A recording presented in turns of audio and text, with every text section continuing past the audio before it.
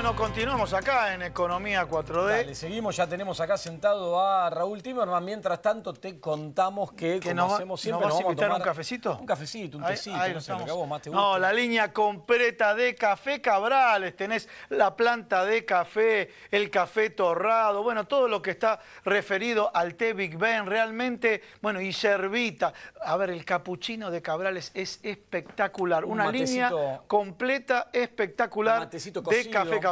A la mañana un matecito cocido, yerbita, ahí la tenés. Ahí lo tenemos nuevamente. Bueno, muy bien, y ahora sí, ya comenzamos con Raúl Timerman. Bueno, a ver, hay tantas preguntas, trabajaste mucho en los medios, es como que ya queda muy poco para desarrollar y hablar. Estamos a horas de la veda, o sea que podemos hablar los últimos minutos para hablar con vos. Los últimos minutos, pero por ejemplo, a ver, una pregunta cuando en estas marchas de Si se puede, que convocó Mauricio Macri, que es indiscutible, pero ahora abiertamente el diario Clarín y el diario La Nación dicen tiene un sesgo antiperonista, antikirchnerista. Antes lo soslayaban, ahora lo dicen expresamente, lo colocan entre comillas, un sesgo antiperonista, antikirchnerista. Entonces, el primer punto, este sesgo que podemos decir de la derecha, de la centro derecha y demás, ¿ves? ¿Es un comportamiento que se repite? Sí, es un comportamiento histórico. Mira, hay un agente OH Panel, Gonzalo Peña, que viene sistemáticamente haciendo encuestas electorales, pero le hace una pregunta a los que votan al Frente de Todos y a los que votan a Juntos por el Cambio.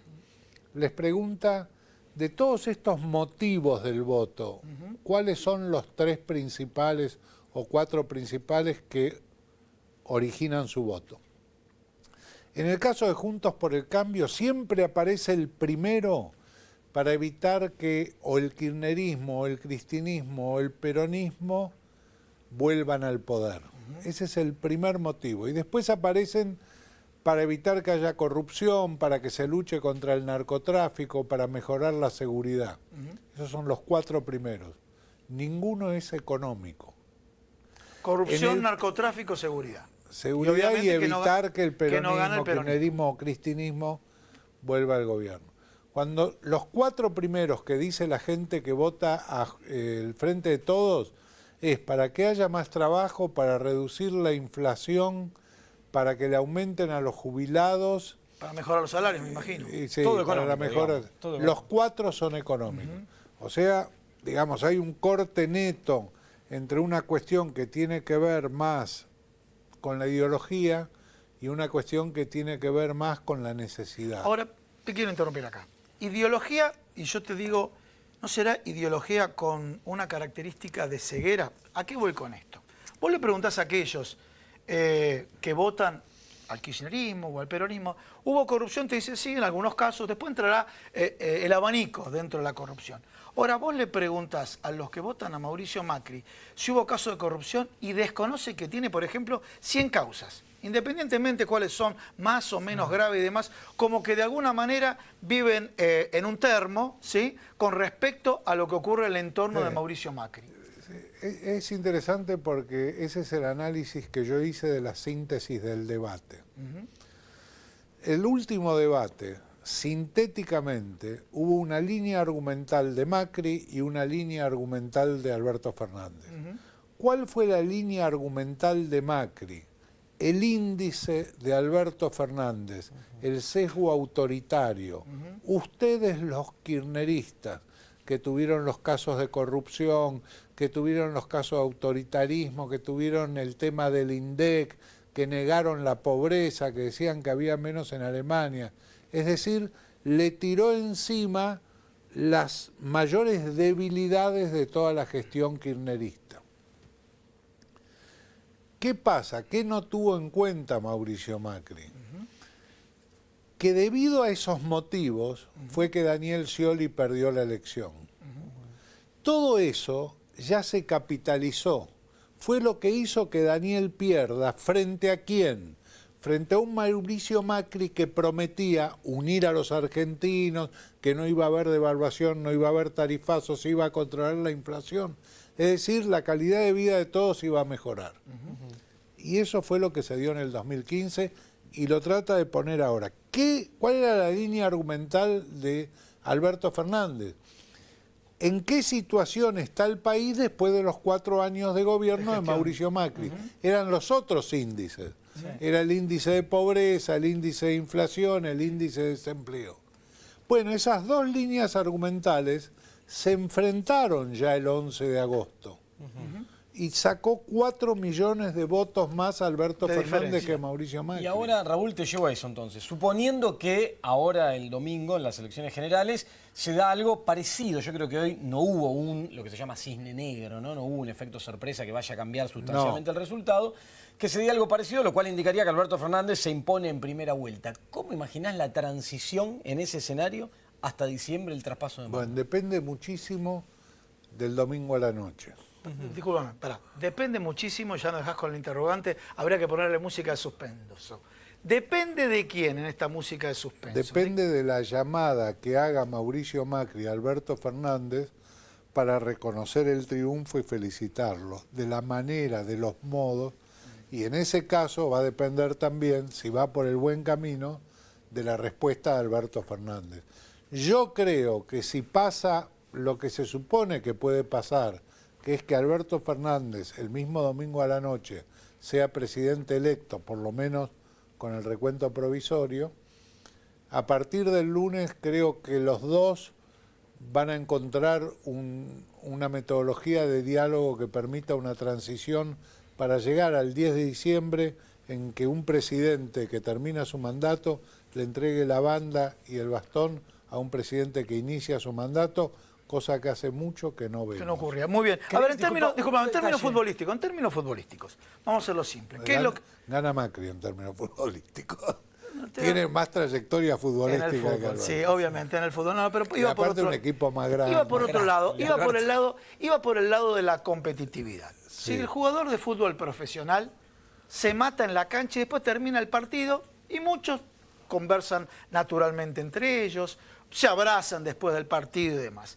Acá se vio que este sesgo, en el último debate, porque se comenta entre líneas, que en el off the record hubo incriminaciones muy fuertes entre ambos, en esta bipolarización. Ya había pasado en el debate. ¿Cómo? En el debate había pasado cuando le tira encima lo del padre, digamos. Bien, perfecto. Mauricio Macri también tiró un montón de cosas y pegó siempre. Ya había pasado en el debate. El tema que los dos hacían golpes bajos, ¿sí? Sí.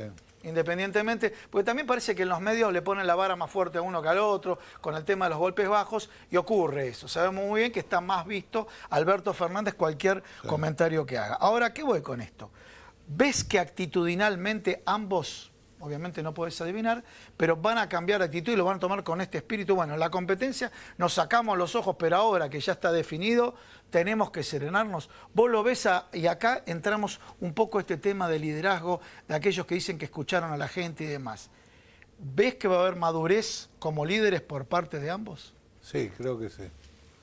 Yo creo positivamente que sí, además que de no ser así, bueno, Alberto sería el presidente electo el que tendría que tomar la transición, pero de no ofrecer Mauricio Macri una transición ordenada, debería tener en cuenta primero cómo se sintió él cuando tuvo el problema con Cristina, que la fue a ver a la Quinta Olivos, salió diciendo, y no pudo haber entrega de bastón, y no se sintió nada bien. Y segundo, que está perjudicando a la Argentina, no está perjudicando a Alberto Fernández. Porque Alberto, de cualquier manera, si es presidente electo, va a asumir como presidente. Pero, Raúl, si no facilita las cosas, pero yo creo que sí, que las va a facilitar. Yo soy un convencido. La transición, yo lo analizo del plano económico, ¿no? Sí. Digo, yo imagino que lo que tiene que hacer es Alberto Fernández, primero designar un equipo que hoy no se conoce cuál es, y después empezar a interactuar. Ahora, esa interacción es sobre pilares completamente opuestos. Digo, o sea, lo que hay que hacer con el Fondo Monetario. El gobierno cree una cosa, Alberto la opuesta. Con el mercado financiero una cosa, con el mercado interno. Alberto cree en este extremo, el gobierno en el otro. ¿Cómo se da esa transición? Es muy complicada. A través de la política. La política consiste en sentarse, conversar, ponerse de acuerdo. En eso consiste la política. Si no lo logran, será un fracaso de ellos y le irá mal al país. O sea que lo podemos evaluar a ambos como líderes de acuerdo a la reacción Totalmente. que tengan el día domingo. Totalmente.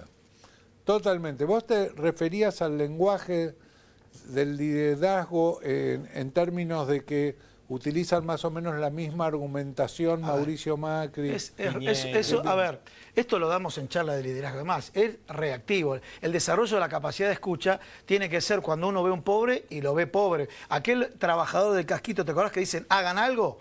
Y en ese momento no lo escuchó al trabajador que le dijo a Mauricio Macri, hagan algo. Después que el número le dio mal, dijo, los escuché. Y María Eugenia Vidal lo mismo. Después que mataron a 17 personas, Piñera dijo, los escuché. O sea, yo veo que hay un liderazgo, obviamente, muy reactivo por parte de ellos. Sí, pero yo, que también los escuché junto con ustedes, te diría que el tono de María Eugenia Vidal es un tono de una persona Más que empático. se ha rendido. ¿Ha rendido? ¡Apa! ¡Epa! Y el tono de Mauricio Macri es un tono combativo, de alguien que la va a pelear hasta el último voto, el último momento. Mauricio Macri hizo algo que nunca hizo, metió el cuerpo en la campaña durante 30 días seguidos, recorriendo 30 ciudades. María Eugenia muy tranquila. Lo que pasa, Raúl, que eso tiene un viso de realidad en los datos. Digo, por más que sea muy difícil, Macri puede apostar a intentar torcer un balotaje forzando algunas cosas. María Eugenia Vidal, la verdad que la situación en la provincia de Buenos Aires, recordemos a los que nos miran, no hay balotaje, ganás por un voto, es imposible. Es verdad, pero no importa, un político tiene que pelearla hasta el final. Hasta el final. Voto a voto hasta el último minuto, aunque pierda. ¿Coincidís con una frase que utilizó Andrés Malamud que dice Mauricio Macri comenzó su gestión siendo un tecnócrata que rechazaba lo popular o el populismo y terminó siendo un tecnócrata fracasado donde se volvió populista? Bueno, yo pensé cuando vi la manifestación, el acto ese el día sábado, la 9 de julio, que tenía razón alguien que dijo alguna vez, somos todos peronistas, porque es un típico acto de movilización de masas del peronismo. En general, los sectores conservadores en la República Argentina no han sido de generar ese tipo de actos. Cuando volvió la democracia, sí, Alfonsín, pero se festejaba otra cosa. Hoy serían, ni uno ni el otro puede juntar la cantidad de gente que juntó Luder o que juntó Alfonsín. Y me parece bien que la gente participe, me parecería bien que se refuerce la participación de los partidos políticos, que los partidos políticos vuelvan a tener la actividad que tienen que tener en democracia. Yo creo que lo que pasa ¿sabes lo que pasa con esa movilización que se discutía 300.000, 400.000, 500.000 personas? Hubo 4 millones de votos de diferencia entre Alberto Fernández y Mauricio Macri. 12 millones a 8 millones. Si hubo 500.000 personas, 490.000 ya habían votado por Macri la vez anterior. Sí, claro. No hay una suma, excepto Cecilia Pando, que había votado por Gómez Centurión y y dijo, no, yo estaba... Bueno, ahí tenemos un voto de diferencia. Sí. Bueno, muchísimas gracias. Gracias, No, Raúl. contrario, Vamos a ver gracias a cómo ustedes. sale esto el domingo y cómo se desarrollan los Ya acontecimientos. te vamos a convocar, tenemos que analizar qué fue en la comunicación del día domingo, nos llevamos como deber hoy, la comunicación del día domingo de dos líderes. Ahí el vamos caso de Mauricio Macri y el caso de Alberto Fernández. Muchas gracias. Bueno, pequeño auspicio y ya arrancamos con el resto de los invitados que tenemos esta noche. Dale.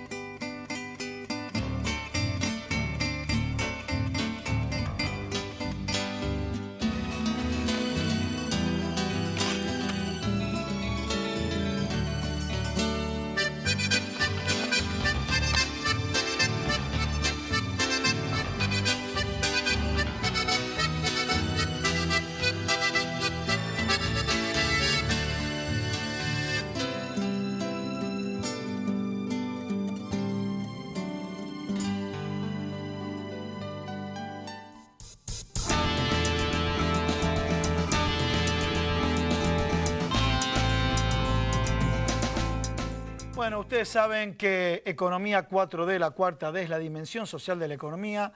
En la dimensión social de la economía está la salud y el trabajo. Y hablando de trabajo, tenemos dos referentes gremiales. Y comenzamos por las mujeres, ¿te parece, Agustín? Sí, dale. Está Graciela Aleña, que es secretaria general del Sindicato de Trabajadores de Vialidad y Afines. Buenas noches, gracias por estar. Y Claudio Dele Carbonara, que es miembro del Secretariado Ejecutivo de Metrodelegados. Bien, los dos temas, te diría, a ver, ¿cómo puedo decir? Calentito porque, primero en vialidad, que hablamos no sé cuánto, 2.400, 1.800, como sabemos que no retengo esa cifra, la cifra que publicó Mauricio Macri, donde el número era menor. Lo dejo como título.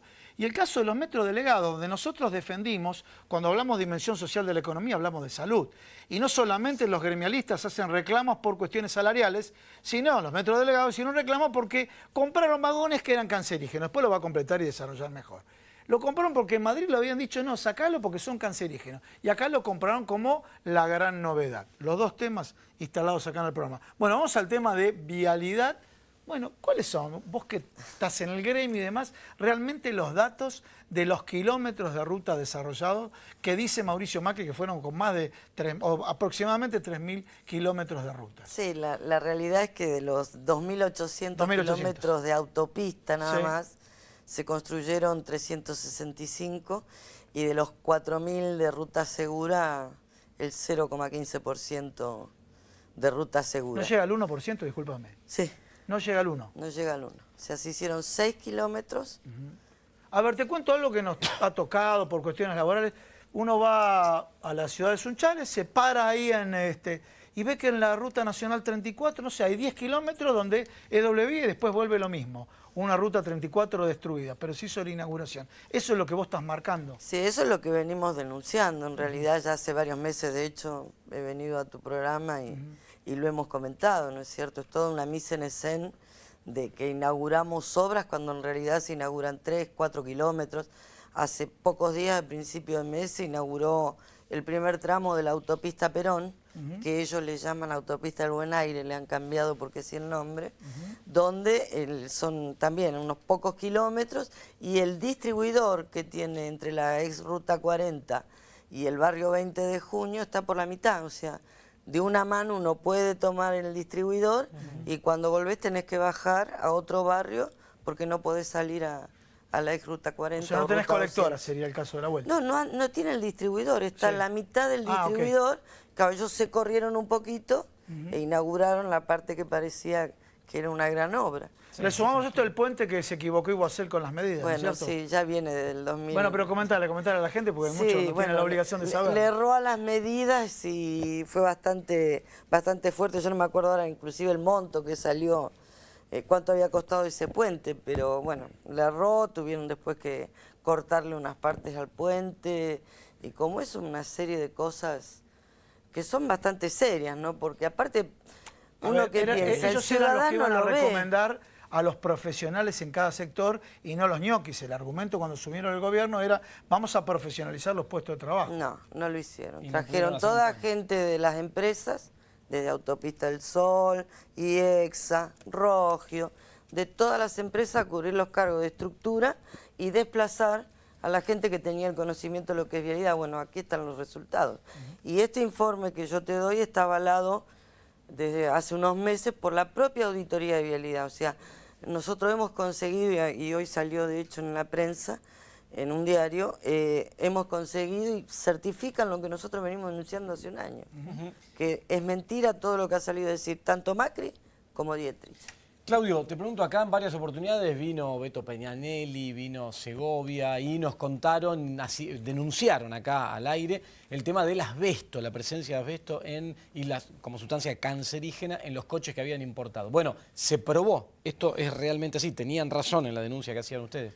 Sí, lamentablemente tuvimos que esperar casi 2 años para que el gobierno de la ciudad y la empresa reconocieran lo que nosotros ya sabíamos, que estos trenes que se compraron sabiendo que tenían asbesto, que estaba prohibido acá y que estaba prohibido en España.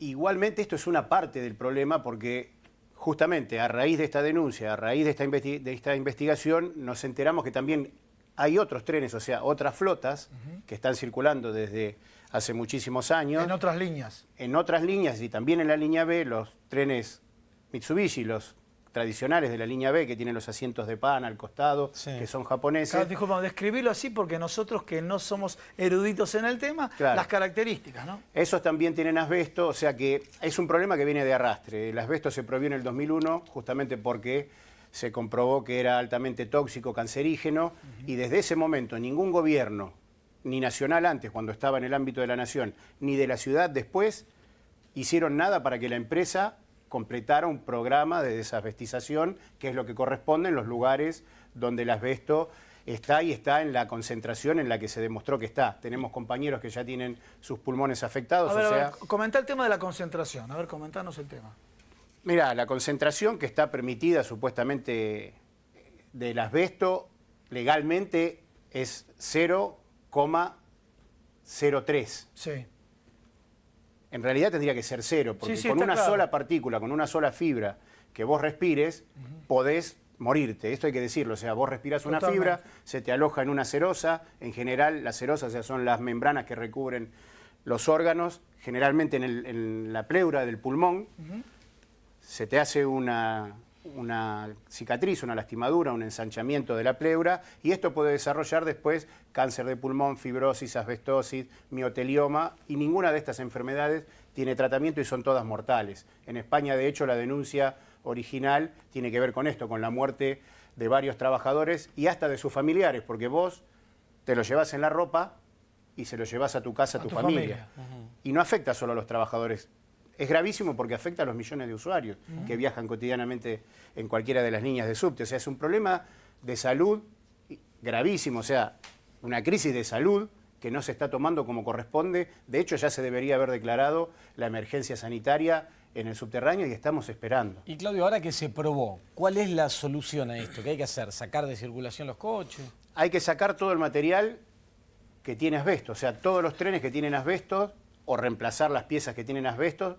Lamentablemente, en la mayoría de los casos no se puede reemplazar porque, como te decía, el tren este japonés que tenemos en la B, que sigue circulando, está en el techo, está en el piso, está en la pintura que recubre la A ver, carrocería. ¿cuál es el tren japonés? Aclarármelo bien porque viajo en la B. ¿Cuál es el tren japonés? Son los trenes que están circulando desde el año 96, que tienen los asientos de costado de pana. Ah, los que tienen asientos de costado. Ah, perfecto. Roja, que Sí. antiguamente eran rojos, Sí, sí. después lo plotearon, ahora están amarillos también. Pero te quiero decir que esos trenes están circulando del año 96 y desde el 2001 se debería haber empezado un proceso de recambio de estas Sí. flotas. Y no se han hecho, ¿no? O sea, la empresa Metrovías, que es la concesionaria del subte desde el año 94, si hay algo que demostró que le importa poco y nada la salud, la vida de los usuarios y de los trabajadores. De hecho, tenemos 8 compañeros fallecidos en los ámbitos de trabajo por no tener las medidas de seguridad, los mecanismos de seguridad que corresponden, accidentes cotidianamente, inundaciones, incendios, trenes que se cortan a la mitad, escaleras mecánicas que no funcionan, ascensores que no están inaugurados. Baños que no hay para el público. Que Ni pide. baños, y ni hablar del servicio, ¿Y porque los no se puede discapacitados? viajar. Discúlpame, ¿los discapacitados? Ah, bien, gracias. ¿Ah, sí? Nada. Metrovía sigue pagando multa por un fallo de un juez que determinó que no tiene los accesos adecuados para personas con capacidades diferentes. Sigue pagando multa, pero no hace las obras que tiene que hacer. Y lamentablemente los gobiernos no han obligado a la empresa a que cambie, digamos, esa lógica. Es la lógica que se ve en todas las empresas de servicios públicos, mal llamados de servicios públicos porque lo han convertido en grandes negocios en contra del interés de la población, que en general somos trabajadores los que utilizamos el transporte y que tenemos que pagar muchas veces, no solo con el tiempo que perdés, el malestar, la incomodidad de los viajes, sino muchas veces con la vida, con la salud, estos negocios que tienen estas empresas. Digo, insisto con esto, un aspecto es lo que se compró en España por el gobierno de la ciudad y otro aspecto que todavía es más grave porque tiene que ver con muchas otras líneas, lo que no se hizo desde el 2001 a esta parte. Digo, hay responsabilidad compartida entre Estado Nacional y Estado de la Ciudad de Buenos Aires y de diferentes gobiernos de diferentes signos políticos. Sí, sí, sí. Graciela, volviendo un poco a vialidad, en este contexto que estamos atravesando, esta transición que viene de acá a fin de año, no hay plata ni para pagar deuda, me imagino la situación del caso de ustedes, de la vialidad, está toda la obra parada y por ahora, hasta que haya un recambio, ¿no tienen mucha expectativa? Siguen paradas y para que se den una idea, en este momento tenemos cortada la luz en los campamentos Payata y Puente del Inca en Mendoza por falta de pago. Falta de pago de luz. Falta de pago de luz. y con probabilidades de la sede del distrito que está en la capital de Mendoza, a partir del lunes, si no se abonaba entre hoy y mañana, también. O sea, si no podemos pagar la luz, No, creo que está de más que te diga cuál es la situación general de los trabajadores, de vialidad y de lo que son nuestras rutas, ¿no es cierto? ¿Y crees que después de todo esto debería investigarse lo que pasó estos últimos años con Hemos trabajado en muchas propuestas para la gestión que pueda llegar a venir, y una de las cosas que creemos que es imprescindible es que toda la sociedad sepa en el estado en que van a encontrar la vialidad nacional. Creo que es lo mejor, porque no se va a poder hacer pum y salir y que en 2 meses estemos como estuvimos, ¿sí? Entonces creo que lo importante es que la sociedad sepa cuál es la situación, a qué hay que darle prioridad, porque hoy la prioridad... ¿A qué hay que darle prioridad? Al mantenimiento, a recuperar y frenar el deterioro de la red antes que construir, porque se está deteriorando de una manera tal que puede haber muertos en cualquier momento en cualquier ruta nacional, ¿no es Para cierto? ponerle nombre y apellido al asunto, esto es responsabilidad de Guillermo Dietrich, Sí. del área. Sí, creemos que es un irresponsable. Él y quienes han estado a cargo de vialidad, que hacen silencio porque Dietrich es el que manda, pero la realidad es que hoy vialidad está desfinanciada y encima tenemos que aguantar que salga un presidente con el ministro a inaugurar tramos de ruta que son una fantochada. Permíteme, para que ustedes sepan, uno de los mayores costos de salud son los siniestros en rutas, ¿no es cierto? Y acá estamos hablando de una referente, ¿no? Los mayores costos del sistema sanitario obedecen a accidentes automovilísticos, bueno, casualmente en la ruta, lo que estamos viendo ahora. Es así, ¿no es cierto? Así es. Bueno, y con Claudio, otro de los temas, ¿no? Como de este gobierno siempre se quiso poner como ejemplo que nos queremos parecer a, por ejemplo, Europa, ¿no? Y en el tema del transporte se utiliza mucho el tema de los nodos. O sea, ¿qué es lo que está pasando? Y contanos un poco desde adentro qué es lo que pasa. Me imagino, escasez de materiales, escasez de recursos humanos. ¿Qué es lo que está pasando en el tema del subte, donde vemos momentos que viajas como muy apretado, para no utilizar términos inapropiados, ¿sí? Y otros momentos donde la frecuencia es mayor. Y después tenemos algunos lugares donde la demanda, o sea, algunas situaciones, algunas paradas, donde la demanda es mayor. ¿No mejoró eso en cuanto a los nodos el gobierno de la Ciudad de Buenos Aires? No, lamentablemente no mejoró. Es una situación que nosotros como trabajadores y como usuarios, digo, porque eso hay que decirlo, nosotros no somos un sindicato que representa a los trabajadores y se queda en la discusión de los problemas que tienen los trabajadores exclusivamente, sino que vamos más allá. Hace muchísimos años, y ustedes lo saben, que venimos denunciando la problemática de los usuarios, porque somos usuarios, nuestra familia viaja en el subterráneo y nos interesa mucho que se solucione. Hay algunas cuestiones muy parecidas con lo que plantea la compañera. Se han hecho obras que después no se podían inaugurar. Nodos, conexiones, ¿cuáles? Combinaciones entre, por ejemplo, la línea H y la línea D, cuando se inauguró. Vos no podías hacer la combinación por adentro del túnel, tenías que pasar por arriba, salir a la calle, porque habían hecho un pasillo donde tienen que pasar miles y miles de personas por hora, y podía pasar de a una persona caminando en fila india. Uno en ida y otro de vuelta, claro. No hay trenes suficientes, no tenés personal suficiente porque la empresa cotidianamente está tratando de generar, digamos, lo que ya se viene planteando desde otro ámbito, que es la pérdida de puestos de trabajo, la modificación de las condiciones de trabajo.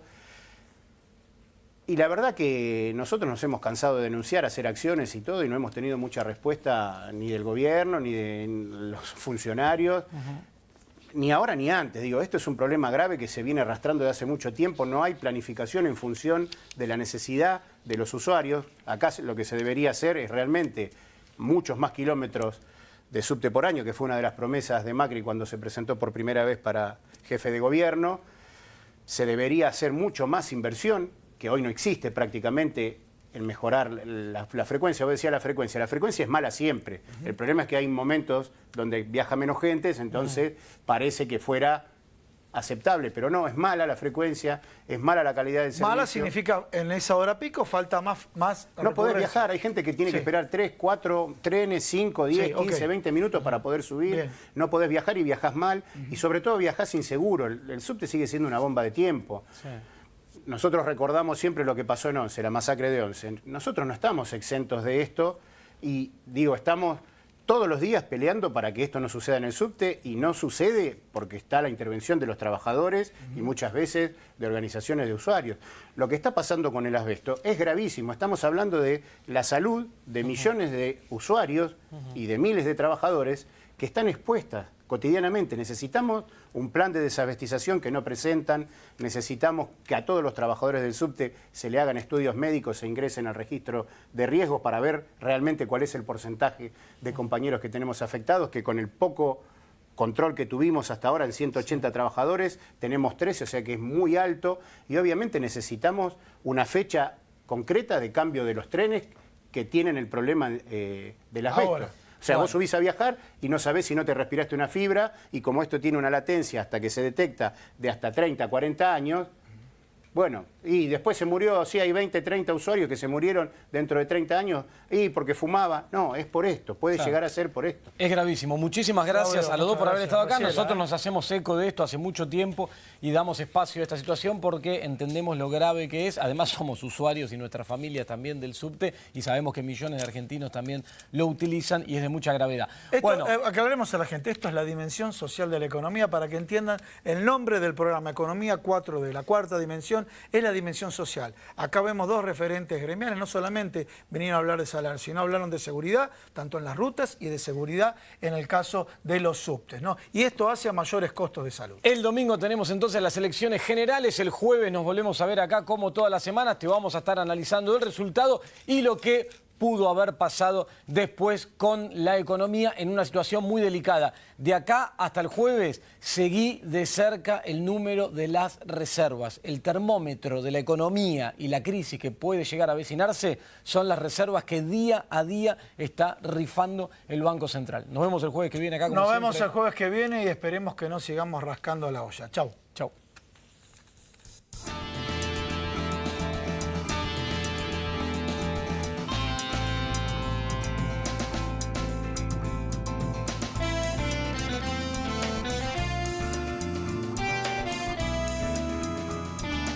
Atilra es artífice de un proyecto solidario, colectivo y social. Es una realidad que crece, se desarrolla, vive y se multiplica, pero sobre todo permanece en el tiempo. Atilra, más de 70 años sembrando de sueños el camino. Cuando la salud está en peligro, el único remedio es la justicia. Si en las provincias se derogan las leyes sanitarias, las farmacias de barrio pueden desaparecer. Decile no al monopolio. Es un mensaje de la Confederación Farmacéutica Argentina, a favor de la ley, a favor de la salud. Si la vas a hacer, hacela bien. Hacela con tu 100%. Si la vas a hacer, hacela bien. Ahorrá en tus compras con las tarjetas del Ciudad. Tenés 25% de descuento en supermercados. Pedí la tuya online. Banco Ciudad. Te quiere ver crecer.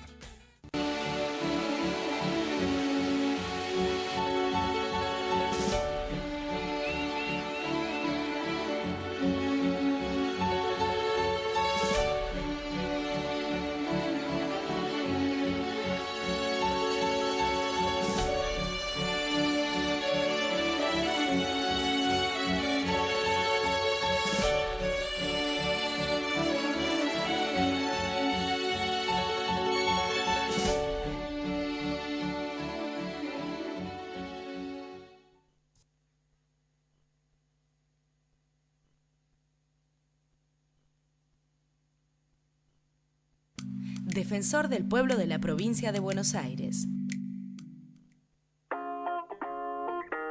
En la costa, disfrutar más cuesta menos. En Mundo Marino y Termas Marinas pagás 150 pesos menos sobre el valor de la entrada, más una cuponera de descuento de hasta el 50%. 2x1 en cines, 4x2 en transporte, 2x1 y 3x2 en hotelería, 50% en el Laberinto Las Torinas. También nuevas promociones en gastronomía y alfajores. Bases y condiciones en lacosta.gov.ar/turismo. Municipalidad de la Costa. Gestión Juan Pablo de Jesús.